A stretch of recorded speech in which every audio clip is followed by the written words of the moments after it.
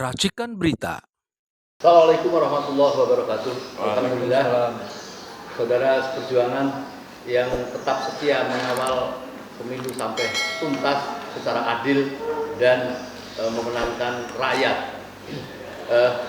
Kita tahu bahwa semangat rakyat di mana-mana ingin melakukan satu gerakan menuju ke hak angket ke DPR. Tapi sebelum kita membicarakan ke sana, kita tahu apa yang harus bisa dilakukan untuk meminta pertanggungjawaban, terutama pada penyelenggara pemilu yaitu KPU. Bersama kita pada siang hari ini ada Bapak Agus Maksum dan ada Bapak Dr. Marwan Batubara dan ada Bapak Dwi Cahyo, mantan Ketua Hakim Agung ad hoc. Kita akan membicarakan apa sepantasnya yang harus dilakukan kepada KPU, terutama tentang rekap rekap, karena mereka lah yang menciptakan, mereka yang melaksanakan, tetapi mereka tidak bisa mempertanggungjawabkan apa yang sedang menjadi kacauan di KPU. Setelah tuduhan-tuduhan banyak tentang server ada di Singapura, ada di Cina, ternyata sekarang sudah kembali pelan-pelan. Jadi tentu tidak bisa lagi tentunya KPU ini dipercaya untuk melanjutkan yang sudah ketahuan kejahatan-kejahatan, kecurangannya, ketidakmampuannya. Nah, maka mungkin kita mencoba minta tanggapan dari para tokoh yang ada. Dan pertama saya minta kepada Bapak Agus Maksum, karena sebentar lagi kayaknya ada acara keluar, saya minta untuk menuntaskan apa yang sebaiknya dilakukan kepada KPU ini. Silakan. Ya, jadi kekacauan pemilu yang luar biasa ini sebenarnya sumber masalahnya ya KPU yang bertanggung jawab. Catatan saya yang paling penting adalah ya selain persoalan pelanggaran yang dibiarkan, yang KPU sendiri yang harus bertanggung jawab terhadap kekacauan utamanya adalah satu, tentang 54 juta DPT yang kita minta diverifikasi dan validasi. Itu tidak dilakukan, sehingga kemudian KPU justru memberikan jawabannya tidak masuk akal. Simpel aja jawaban tidak masuk akal. Kita minta divalidasi orang yang usianya 1030 tahun. Dijawab bahwa 1030 tahun itu ada memenuhi syarat, kan itu bukan masuk akal kan. Nah, lalu akhirnya jumlah DPT itu kita tidak tahu berapa finalnya. Jadi artinya pada waktu kemarin itu kita mau suaranya itu terpukul berapa, nggak ada acuannya. Ya kan? Kalau DPT final itu segini melebihi segini berarti ada pemilih tambahan, atau segini berapa persen. Sekarang mau mengacu ke berapa? Nggak ada DPT finalnya itu satu. Nah, yang kemudian ini menjadikan saya mengatakan beredarnya puluhan juta surat suara di luar TPS yang beredar entah di mana, yang hari-hari ini dia akan berubah menjadi suara masuk melalui kotak suara yang sekarang itu naga-naganya sudah kita lihat tuh, di mana-mana terjadi clash antara penjaga kotak suara itu dengan mereka yang merubah-rubahkan, itu sudah muncul gitu ya. Satu itu soal DPT yang menghasilkan surat suara puluhan juta beredar, sekarang menjadi operasi penyesuaian di lapangan. Itu tanggung jawabnya KPU, dan saya kira ini tindakan pidana yang sudah kita laporkan juga. Yang kedua tentang Sirekap. Nah, Sirekap ini menjadi malapetaka dari sebuah demokrasi. Kenapa? Karena demokrasi itu kan 50% plus 1 rumusnya, dan juga one person, one value, one vote. Satu orang itu nilainya tidak bisa dinilai dengan uang. Bayangkan saja 50% per 1 itu kalau terjadi persaingan ada dua gitu ya. Ini kemudian satu suara ini ke sini atau ke sini, ini dia jadi menang. Nah, ini yang namanya Sirekap itu merubah suara luar biasa banyaknya, bukan cuma satu, dan itu adalah sebuah kesengajaan. Yang jelas sebuah kesengajaan. Kenapa kesengajaan? Satu, ya Sirekap ini kan kelanjutan dari Situng, dan saya sih mengatakan ini bukan Sirekap, ini sebenarnya Situng 2019 yang dioperasikan ulang karena Sirekap itu tidak beroperasi dan tidak siap. Saya mengatakan tanggal 13 Februari di podcastnya Hersu, saya katakan bahwa Sirekap ini tidak siap dan kita sudah lakukan investigasi dengan KPPS itu di situ saya mengatakan kalau di tanggal 14 Sirekap itu menghasilkan hitungan maka itu pasti simulasi gitu kan. Nah, dan ternyata kemudian Sirekap itu tidak berfungsi, yang difungsikan situng yang kemudian diberi nama pemilu 2024.kpu.go.id yang servernya itu ada di Xinjiang Taobao yang bagian dari sebuah grup perusahaan Alibaba yang berkedudukan di China, dan juga servernya itu ada di China juga gitu ya, yang baik Pak Gus, itu kan sudah diungkap beberapa hari yang lalu ya. dan tidak ada tanggapan apa-apa. Nah, intinya kalau memang KPU sudah tertuduh seperti itu dan dia tidak bisa melakukan apa-apa, jangan-jangan dia tidak tahu apa yang harus dilakukan, maka rakyat kan tentu harus melakukan tuntutan atau punishment. Apakah dia harus diganti, ditutup, atau rakyat harus berbuat apa terhadap KPU yang seperti itu? Iya, KPU sudah tidak bisa dipercaya dengan kesalahan-kesalahan yang sangat fatal itu mengelabui kita seolah-olah dia melakukan minta maaf dan koreksi, nggak bisa dikoreksi. Apalagi kemudian dikoreksi pada DPT pada TPS itu nggak bisa. Ini penanganannya bahkan apa yang terjadi itu nggak boleh diubah. Jadi kalau mau mengkoreksi maka dia harus membuat namanya Sirekap perbaikan atau pemilu 2024 P1 gitu ya, dan itu kemudian dilakukan perhitungan ulang sehingga kemudian ini dan harusnya tidak boleh lagi dilakukan oleh KPU, harus ada badan khusus yang mengambil alih itu independen. Kenapa KPU ini sudah tidak bisa kita percaya. Dia membuat sistem dengan celah seperti itu, yang kemudian dimasuki celahnya itu bahkan ada sekian banyak orang menjelaskan, pakar-pakar IT menjelaskan itu kerjaan software yang ditanam di situ, ya kan? Saya kira KPU memang sudah tidak bisa lagi kita percaya, harusnya ya ada badan khusus yang mengambil alih ini. Ya, lalu kalau tidak ya rakyat aja mengambil alih ke situ, ke KPU di situ ya, supaya kemudian ini proses mestinya harusnya sudah nggak bisa dilanjutkan, nggak bisa dilanjutkan, udah terlalu banyak bukti. Ya, yang paling telak saya kira ya Sirekap ini udah diungkap sekian banyak orang, lalu kemudian diperbaiki itu kan cuman kamuflase aja. Itu diperbaiki itu di situ berpindah ke sana, nanti itu kemudian sistemnya akan melakukan pengolahan, akhirnya kemudian dibagi rata semua TPS itu nanti ya normal semua kelihatannya gitu. Ini sudah nggak bisa, proses ini sedang berjalan, harus ada yang bisa menghentikan. Jadi kejahatan KPU, kalau kita katakan kejahatan karena sudah banyak bukti-bukti itu sebenarnya dia berdiri sendiri atau sudah ada yang ngatur maka ada sebutan TSM itu, berarti kan ini ada berbagai pihak yang sudah melakukan perencanaan kejahatan ini. Iya, saya kira KPU itu malah justru pion aja menurut saya kan. Dalam algoritma yang saya buat itu kan quick count kan bukan KPU. Ya kan itu pihak luar. Lalu Sirekap sama dengan quick count, ya kan gitu. Lalu kemudian ketika kita mintai pertanggungjawaban, ya ngomongnya itu nggak sesuai dengan fakta, kan gitu. Apa faktanya? Faktanya misalnya kesalahan Sirekap entry data itu dia salahkan pada OCR, OMR, kamera, kan gitu. Padahal itu kesalahannya terletak pada KPU. Simple untuk mengatakannya. Kamera itu sudah akurat. Kalaupun kamera itu menghasilkan angka melebihi 306, kalau Sirekapnya itu didesain benar bisnis prosesnya, maka ada entry data melampaui 306 itu harusnya nggak bisa masuk.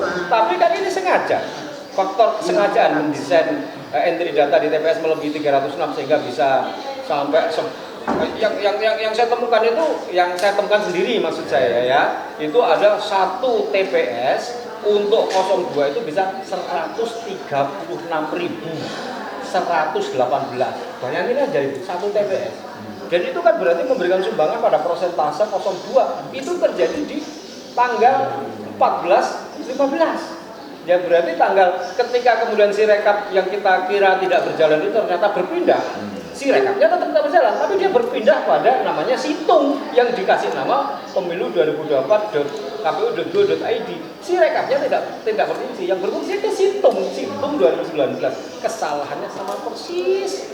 Ya bahkan ini lebih parah. Jadi saya kira ini harusnya dihentikan, diambil alih sebuah badan khusus yang independen untuk mengoperate ini semua. Kalau memang pemilu itu mau dilanjutkan, kalau menurut saya harusnya dihentikan, stop pemilu ulang. Mestinya rakyat sekarang ini berancang-ancang untuk melakukan apa yang sebaiknya diberikan kepada KPK. Iya, gitu ya. saya setuju dengan Bu Kusnul Maryam. Udah nggak usah kemana-mana, ini di KPU aja. Ya. Selesaikan di KPU. Baik, sebelum jangan dulu mungkin sekali lagi, tetapi saya ke Pak Dwi Cahyo dulu.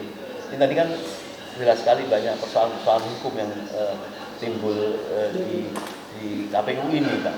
Mungkin apa yang ingin disampaikan Pak Cahyo terhadap apa yang sedang terjadi tentang Sirekap tadi, ketidakmampuan KPU ternyata mengendalikan lebih lanjut terhadap Sirekap itu dan tidak pantas kalau dikembalikan kepada KPU. Jadi secara hukum rakyat itu nampaknya mau ngambil alih kalau tadi disampaikan mencuat apa pendapat Bu Husnul Berdubi, yaitu itu akan bisa dilakukan oleh rakyat. Mungkin silakan Pak. Ya unik. KPU ini kan adalah sebuah lembaga. Sebuah lembaga yang menangani proses pilpres dan pileg. Tentu orang-orang yang ada di dalam situ, orang-orang yang memiliki jabatan di KPU, ditambah juga dengan yang ada di Bawaslu, itu harusnya orang-orang yang punya integritas yang tinggi, profesionalisme yang memadai, kemudian tanggung jawab terhadap masyarakat, memiliki tanggung jawab terhadap bangsa dan negara, bukan tanggung jawab terhadap penguasa, tapi terhadap bangsa dan negara. Ketika ini tidak bisa dijalankan oleh lembaga yang namanya KPU ini, termasuk yang dibuat adalah kesalahan-kesalahan di Sirekap itu, maka di sini sudah terjadi suatu ketidakprofesionalisme pejabat-pejabat yang ada di KPU. Nah, kalau sudah menyangkut masalah seperti ini, harusnya kan ada satu lembaga yang namanya DKPP, Dewan Kehormatan Penyelenggara Pemilu. Dia nggak tahu, harusnya dia sudah tahu. Begitu juga Bawaslu. Nah, yang terjadi sekarang ini adalah seharusnya Bawaslu itu adalah mencari kesalahan-kesalahan, nggak usah nunggu laporan. Tapi yang terjadi sekarang ini, Bawaslu itu nunggu laporan, kan lucu. Bawaslu tugasnya iya, dia menerima laporan juga. Tapi di samping menerima laporan, dia juga harus ke lapangan. Dia juga harus mencari kesalahan-kesalahan apa yang dilakukan oleh KPU, termasuk Sirekap ini. Jika Bawaslu bisa menemukan itu, Bawaslu harus bertindak. Nggak usah nunggu laporan. Sekarang yang terjadi kan Bawaslu menunggu laporan. Seharusnya Bawaslu sudah bisa dia masuk ke sana untuk menemukan terjadi kecurangan-kecurangan atau kesalahan-kesalahan melakukan ya seperti yang tadi Mas Agus sampaikan, dari Sirekap kemudian bisa dialihkan ke Situng. Seperti itu. Nah, itu mesti kita cari tuh suatu saat ya, kalau nanti Mas Agus ada waktu, cari itu buktinya. Peralihan dari Sirekap ke Situng itu. Beberapa waktu yang lalu DKPP kan pernah melakukan koreksi dan dia boleh dikatakan menyalahkan secara etika KPU dalam menerima. Nah, kalau saat sekarang ini kira-kira ketidakpercayaan rakyat ini sekarang kepada KPU seperti ini, mestinya DKPP bertindak atau mempunyai fungsi untuk menegur atau mengingatkan KPU gitu?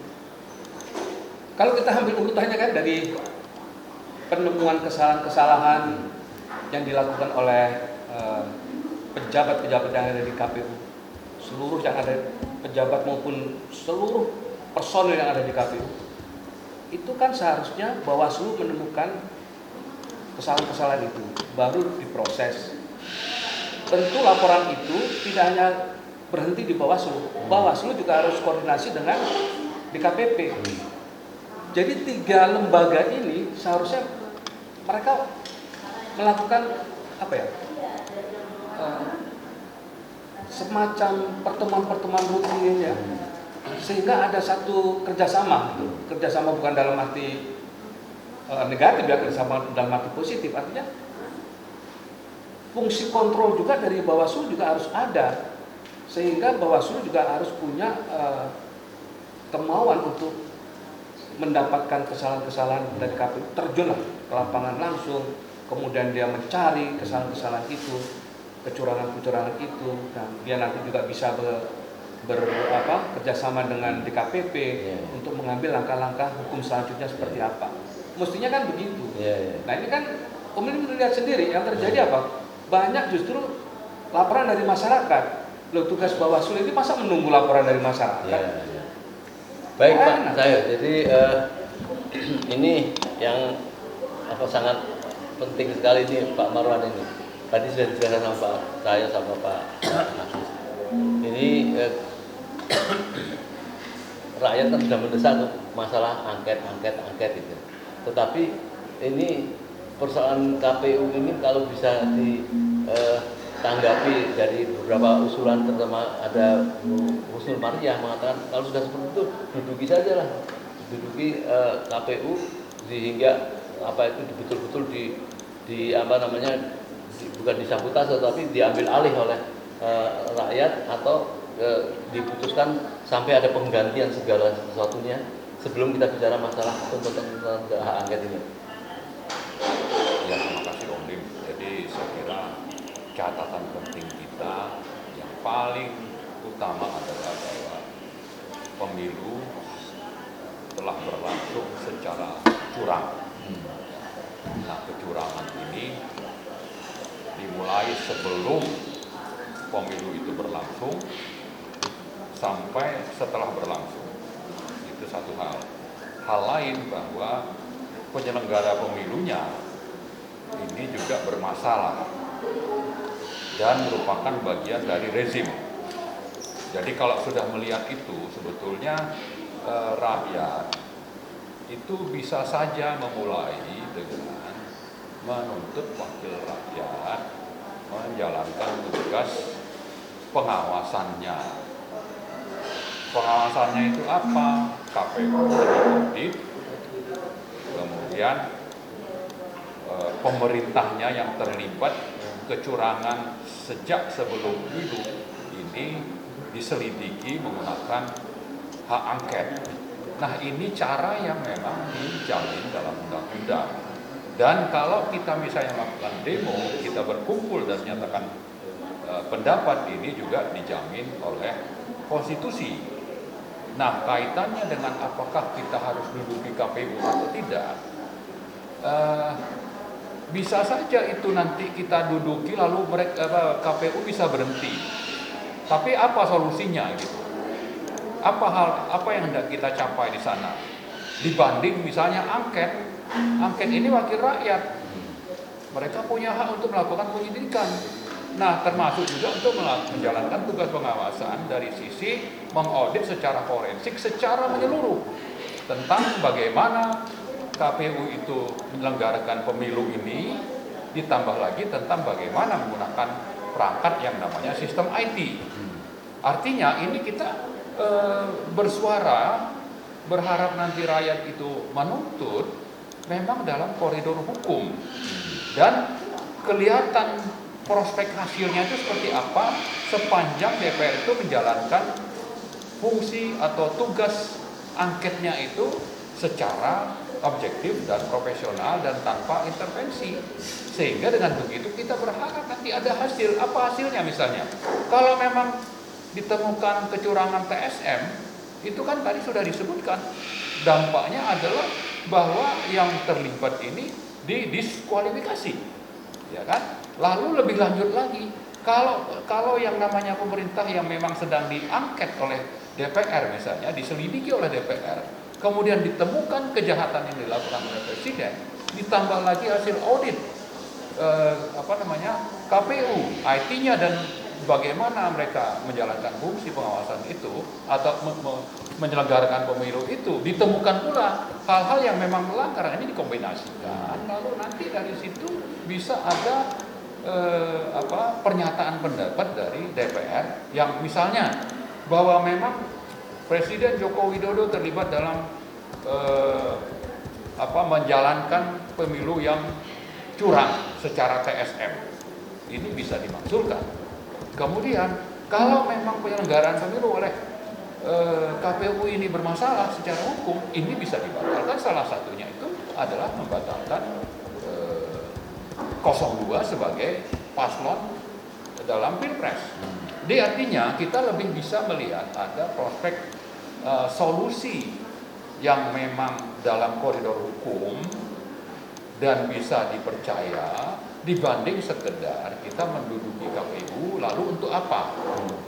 Karena kalau menduduki KPU lalu mereka berhenti bekerja, itu bisa nanti jadi alasan misalnya situasi memaksa lalu presiden terbitkan dekret lah atau memperpanjang jabatannya Jokowi lah. Ya kan ini kita harus ukur juga ini apa.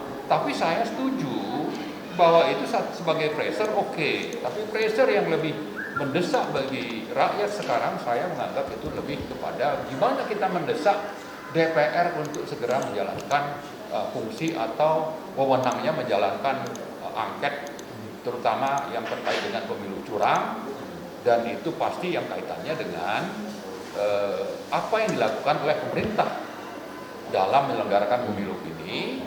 Ya, jadi memang angket itu bukan kepada lembaga KPU, tapi memang ini bagaimana kebijakan dan juga peraturan-peraturan atau sepak terjang pemerintah dalam kaitannya dengan pemilu ini. Itu lebih relevan dan itu yang dijamin oleh konstitusi menurut pasal 20A Undang-Undang Dasar. Itu saya kira bukan kita bicara melakukan sesuatu. Kita mengerahkan misalnya cukup banyak orang, tenaga, pikiran, ya, gerakan untuk melumpuhkan KPU katakan. Tapi kita tidak bisa menjamin itu akan mendapatkan hasil yang lebih terukur. Terukur kalau kita lewat bagaimana DPR itu menjalankan fungsi angketnya. Ya, baik. Saya kira begitu. Ya, kalau itu.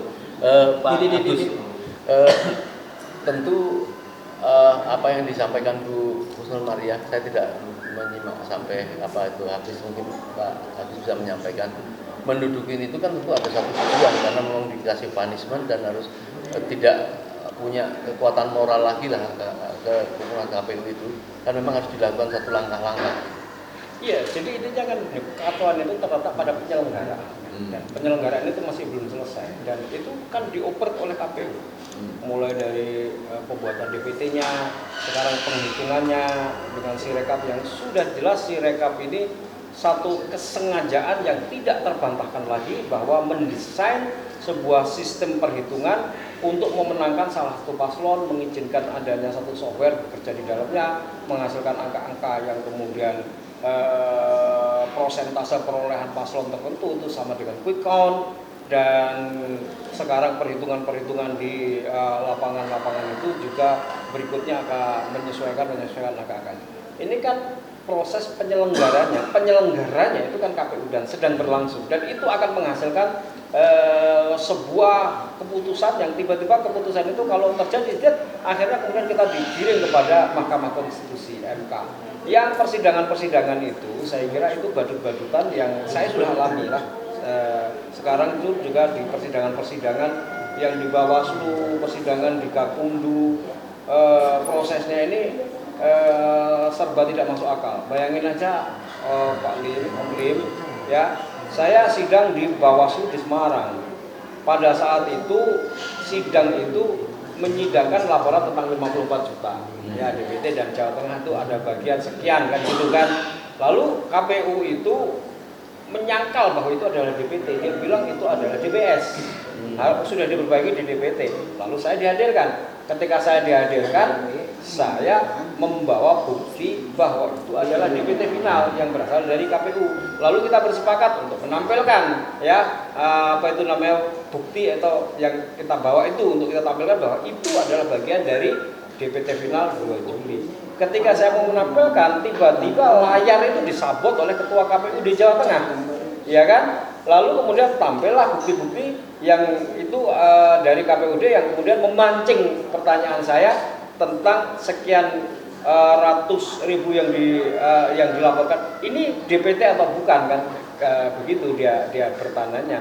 Ya tentu saja kalau saya bilang ya itu salinan. Ketika itu kemudian dia akan mengatakan, nah ini bukan DPT kan? Nah itu arahnya mereka itu. Nah, saya protes keras.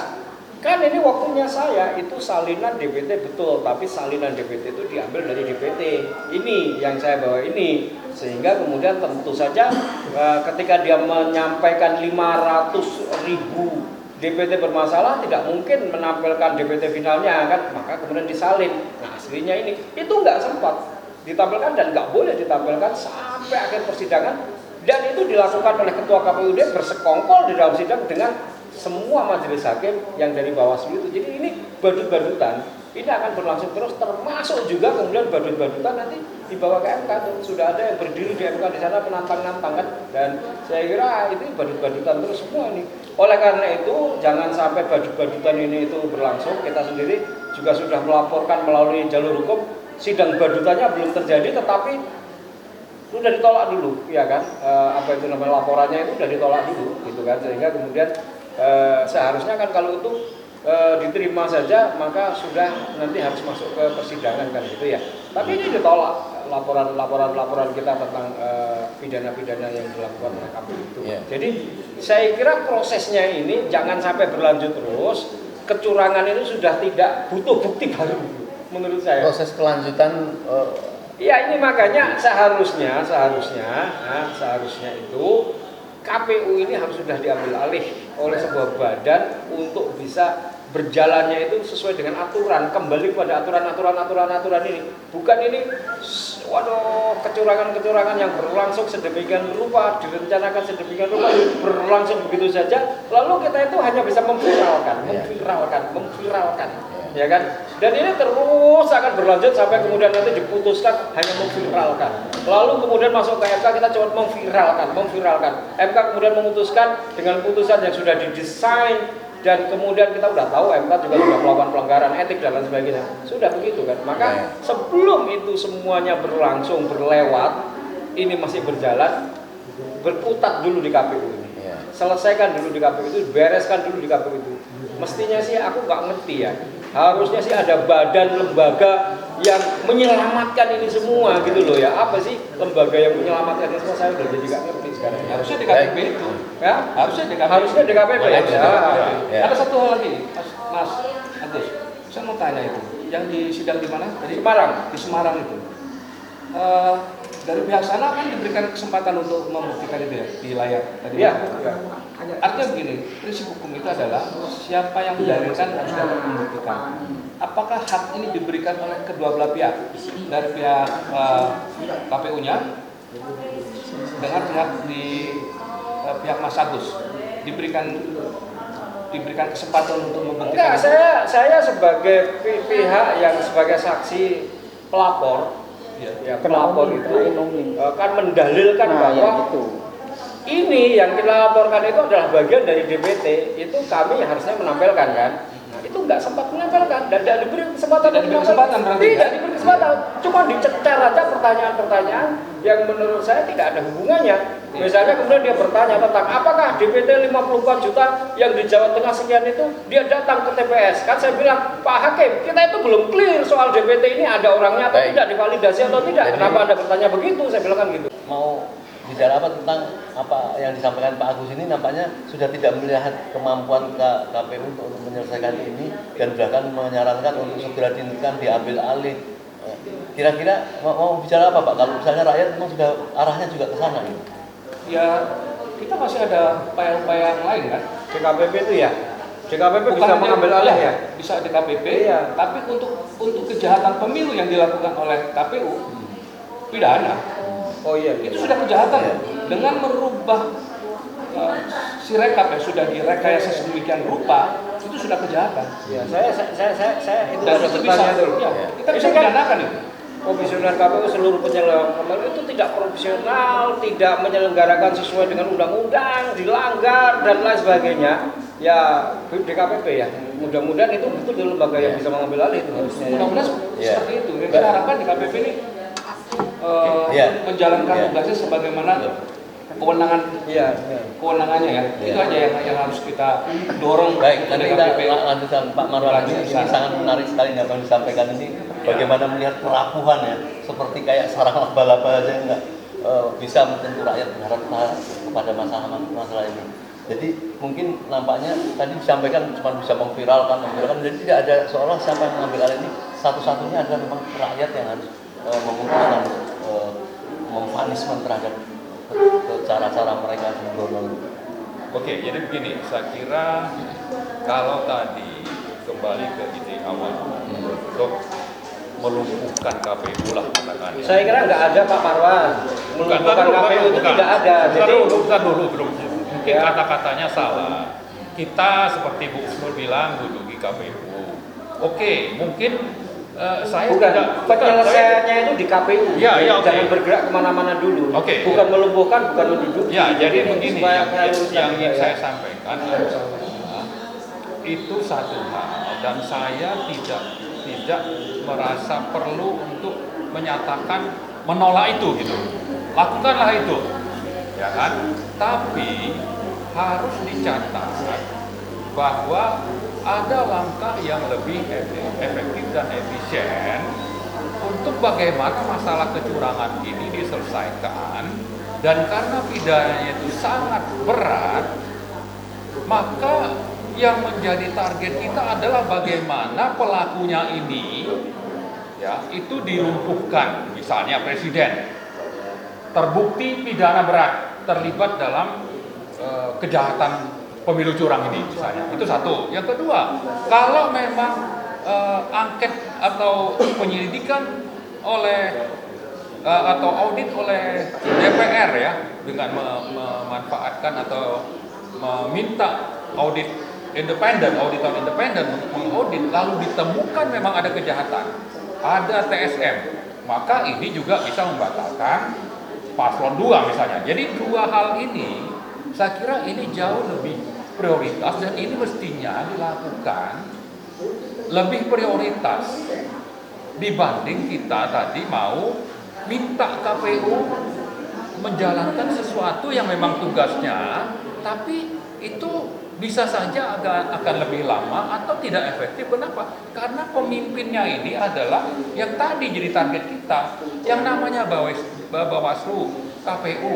Jangankan dua ini, MK aja itu di bawah kendalinya presiden. Sementara presiden bilang kalau ada masalah, ada kecurangan, lapor aja ke Bawaslu, lapor saja ke MK. Itu kan yang dinyatakan oleh presiden. Dia berani nantang kita, nantang rakyat.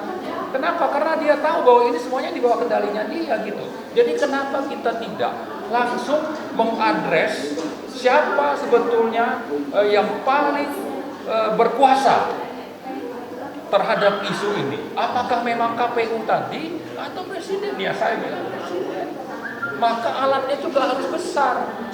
Apa alat besar itu? Ya tadi angket supaya bisa efektif. Ya kita minta rakyat juga menuntut, menggugat DPR untuk segera melakukan audit tadi atau yang namanya angket itu gitu.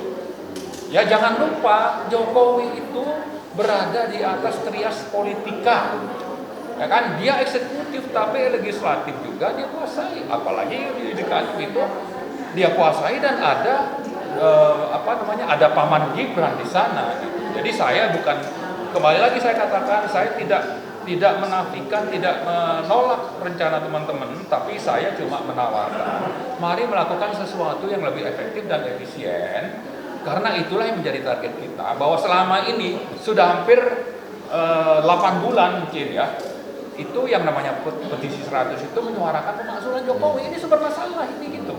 Lalu kalau memang ini bisa dilakukan lewat angket pemilu curang, kenapa tidak gitu? Kenapa harus mipir-mipir dulu? Ya oke lah silakan, saya bilang paralel bisa, tapi yang lebih prioritas adalah bagaimana yang namanya Joko Widodo harus dihentikan, lalu paslon yang memang terlibat kecurangan karena didukung oleh pemerintah secara curang, maka ini juga harus didiskualifikasi menurut Undang-Undang Pemilu yang tadi sempat disinggung juga oleh teman kita Pak Antoni Budiawan.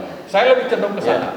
Jadi, nah karena itu satu lagi yang penting adalah tetap saja bahwa DPR itu sebagian adalah orang-orang yang tersandra kasus, sehingga tidak akan independen untuk bersikap untuk mendapatkan misalnya angket sudah disetujui, tapi begitu nanti hasil angket untuk adanya misalnya pernyataan sikap oleh DPR di paripurna, itu bisa saja itu kan harus melibatkan bukan cuma pengusung yang dari 5 partai itu, tapi termasuk dari yang mendukung paslon 2 misalnya. Nah ini saya kira perlu kita ingatkan, siapapun mereka, gunakanlah hati nurani, jangan mau disandra oleh rezim yang menghalalkan segala cara untuk mempertahankan atau meraih kekuasaan.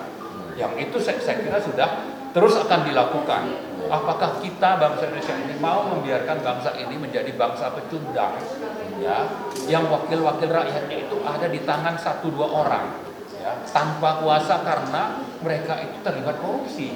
Karena itu partai ini juga harus membersihkan orang-orang yang terlibat korupsi ini supaya mereka bisa hidup bebas dan bisa menyuarakan aspirasi rakyat secara utuh.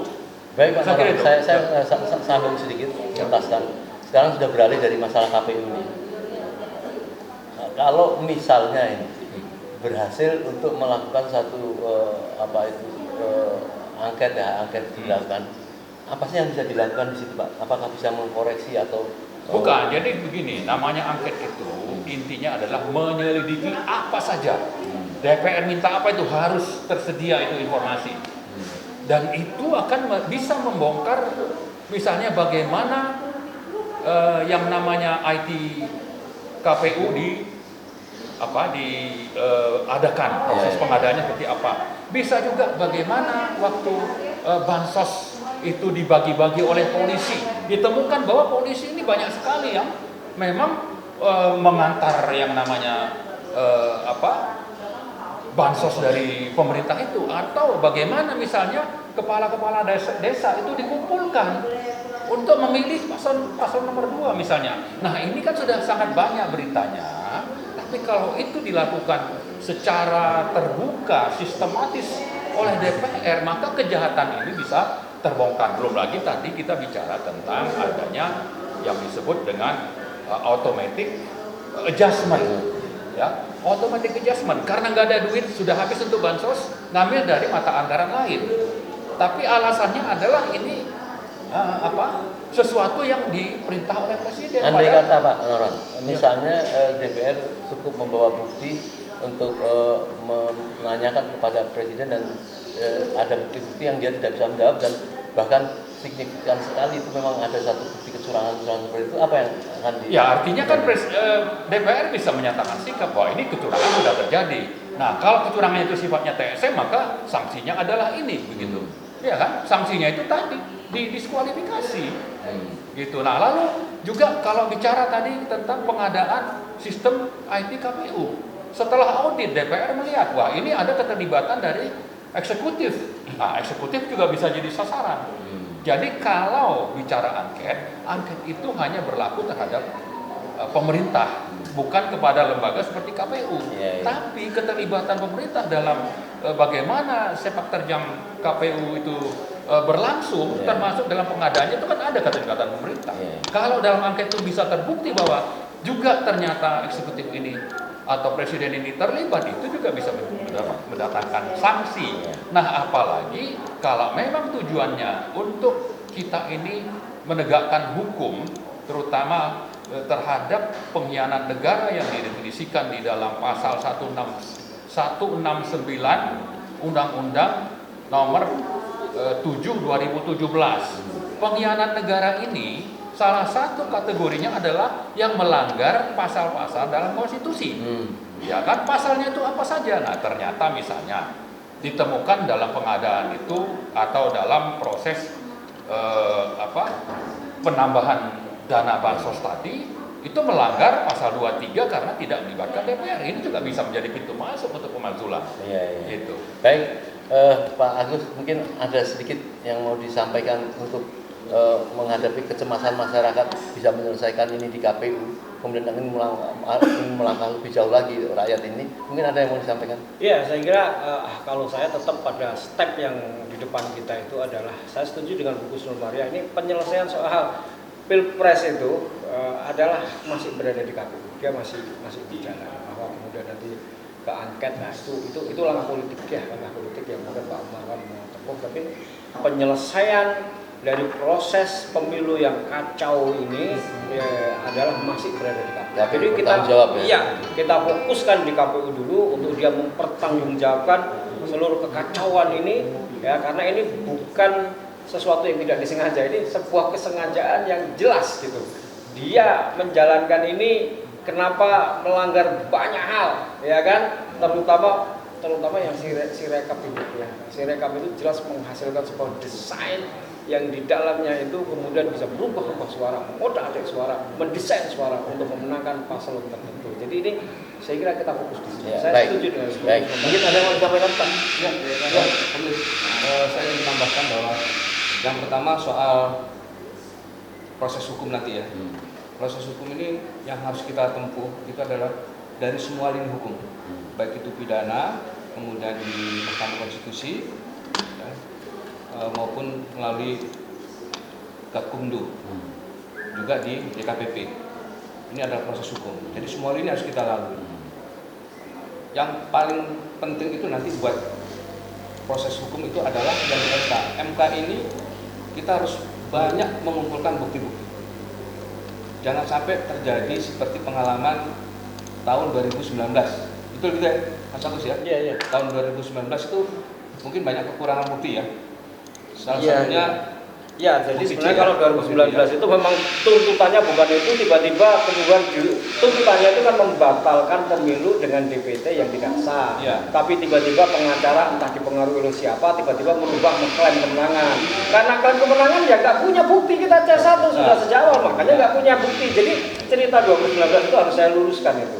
Ya, bahwa tidak punya bukti itu karena pengacara tiba-tiba merubah acara. Petitumnya itu kan membatalkan ya yang kita rencanakan, membatalkan hasil pilpres dengan DPT yang tidak sah. Buktinya cukup kuat. Yang nanti membuktikan itu KPU. Kita cukup membuktikan. Nah tiba-tiba kemudian diubah klaim kemenangan. Kalau klaim kemenangan kan harus menghadirkan bukti C1. Ya nggak ada. Sejak awal memang nggak punya saksi. Nah ini kan pelajaran. Pelajaran artinya buat nanti kita mengajukan gugatan ke MK. Jadi 2019 ini harus kita jadikan pelajaran, Pak Marwan. Nanti kalau kita ke MK ini seperti yang disampaikan oleh Mas Agus.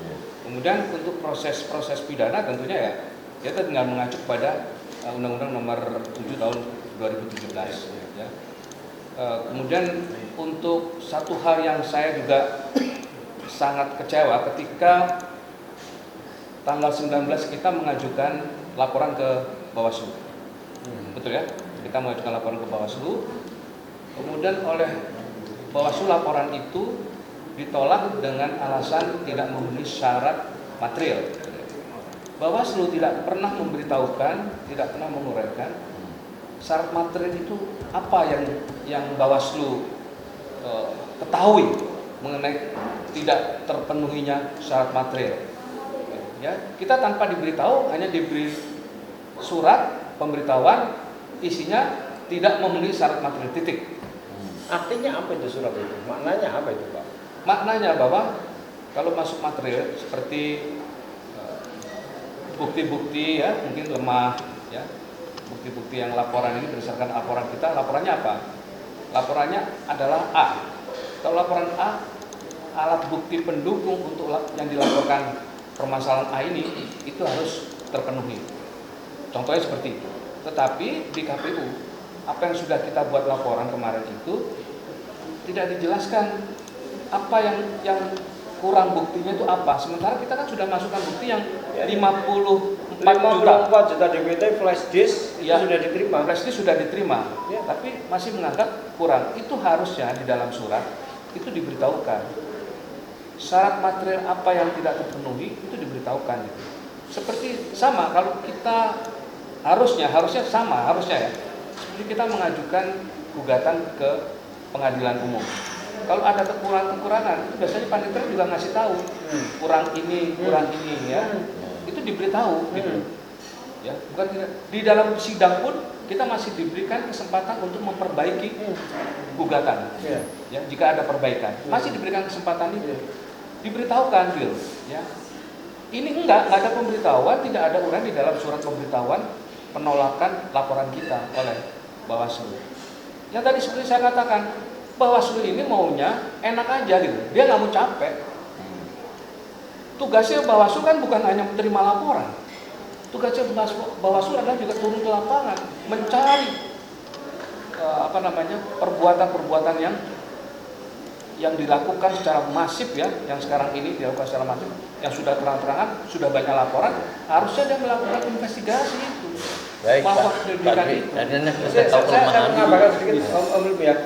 Itu persis seperti 2019 saya melaporkan juga begitu. Jadi kemudian diberkas, tapi ketika mau di BAP kita menunggu, ya kemudian muncul surat yang seperti itu tidak jelas apa kekurangannya. Tidak diberitahukan. Nggak diberitahukan. Jadi ini saya kira bagian-bagian dari permainan-permainan aja ini. Ya. Baju-bajutan itu loh yang Bajutan ini. Ya betul. Baik, Pak Marwan, terakhir nih Pak Marwan. Ini kan sudah jelas ya, ini kan pembahasan seolah ada kesalahan-kesalahan di 2019 jangan sampai terulang lagi. Tetapi kan belum meyakinkan juga bahwa kalau kita menempuh atas kesalahan-kesalahan itu akan kemudian menghasilkan satu yang memuaskan bagi kemenangan rakyat ini.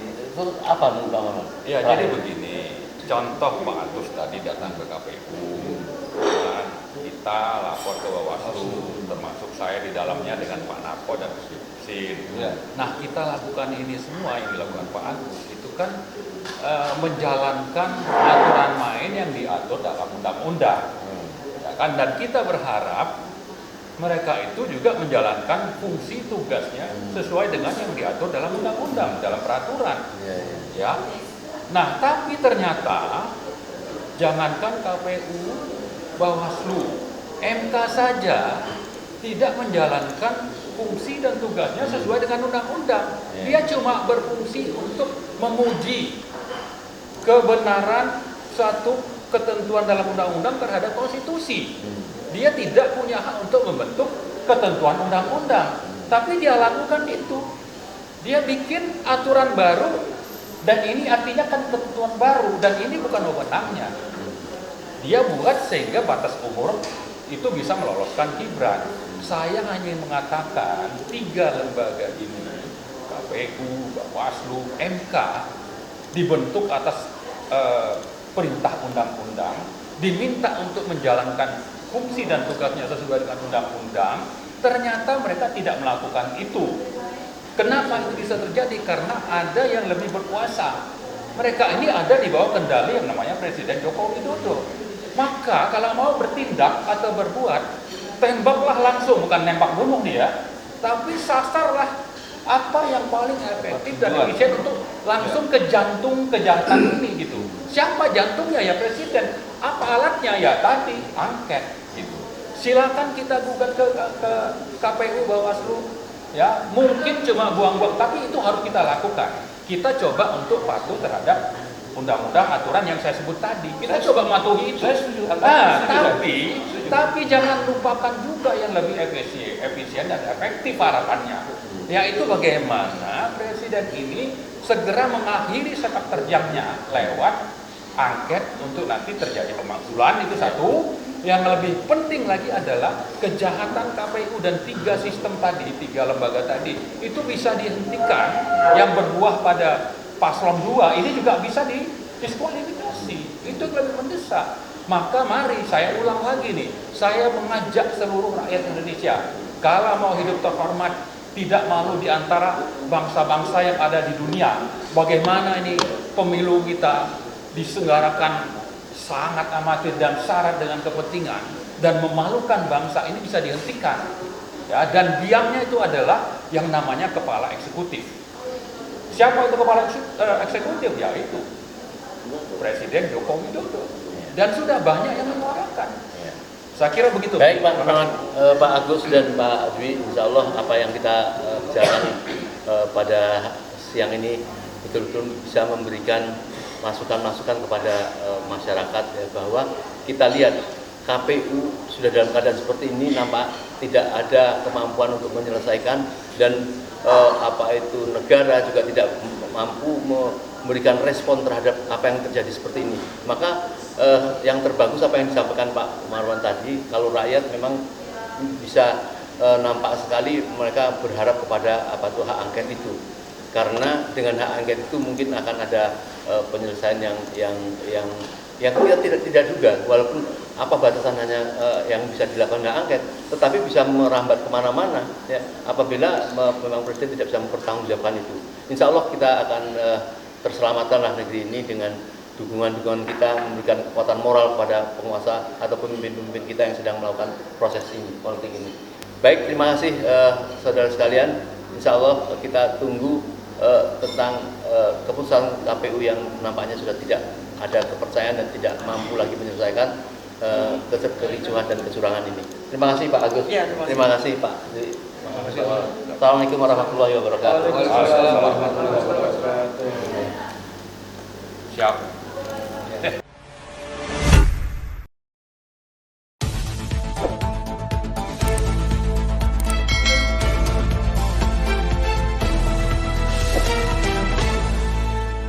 Racikan Berita